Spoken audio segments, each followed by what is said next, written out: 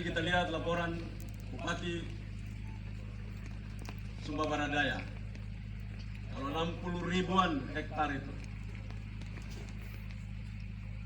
limbahnya itu juga dapat dimanfaatkan untuk peternakan kita. Namanya TJPS, tanam jagung panen sapi, adalah sebuah program kolaborasi untuk bagaimana melakukan kolaborasi antara industri untuk manage, mengatur agar limbah pertanian itu dapat dipakai oleh peternakan, dan pertanian, peternakan, industri dapat bekerja sama sehingga seluruh limbah pertanian di Nusa Tenggara Timur dapat terpakai, diurus dengan baik, sehingga musim kemarau di saat paceklik kita mampu memberikan protein yang cukup kepada seluruh ternak kita.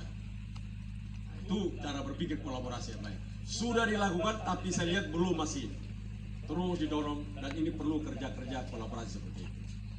Tidak ada keberhasilan tanpa kerja bersama. Kerja bersama itu bukan kerja sendiri-sendiri, tapi sama-sama kerja.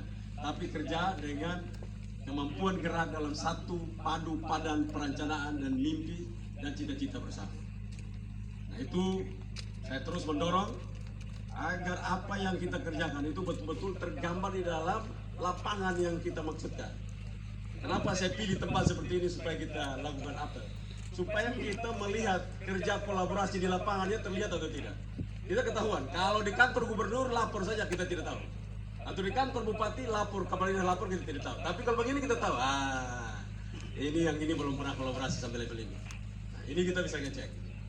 Karena itu saya terus mendorong, dan hari ini walaupun pertumbuhan ekonomi Nusa Tenggara Timur 3% lebih, tapi kita pastikan kalau tadi seperti disampaikan Pak Bupati, itu dikerjakan dengan baik. Total laporan yang masuk ke saya untuk 2023, lahan yang disiapkan, anggaran yang disiapkan untuk ditanam di Provinsi Nusa Tenggara Timur hanya berkaitan dengan jagung sekitar 400.017 hektar. Kalau 400.017 hektar itu, let's say kita anggap panen 3 ton saja per hektar, itu kali dengan 4.000 kita akan memiliki sedikit-dikitnya 4 triliun rupiah disumbangkan oleh petani dari jagung kepada pertumbuhan ekonomi Provinsi Nusa Tenggara Timur. 4 triliun. Dalam 100 hari, sedikit-dikitnya paling lambat di bulan April itu, kita telah memiliki 4 triliun rupiah dari jagung saja. Karena itu saya ingin mendorong terus kita untuk bersemangat, dan para kelompok tani terus untuk di backup supaya kita melahirkan produktivitas yang tinggi. Masalah kita di Nusa Tenggara Timur, banyak masalah. Kita ngomong satu-satu tentang pertanian kita. Kita punya kelemahan, kita terus mendorong agar dalam proses tanam terjadi perubahan-perubahan proses.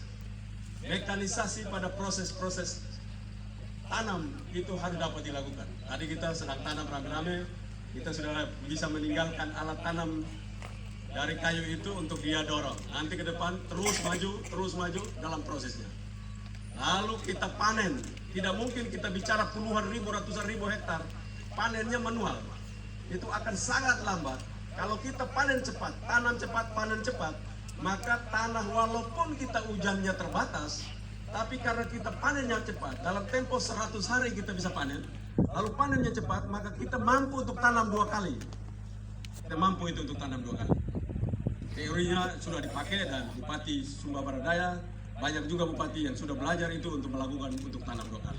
Kita bisa mampu tanam 2 kali. Karena itu kalau tanam 2 kali, kita memiliki bukan 400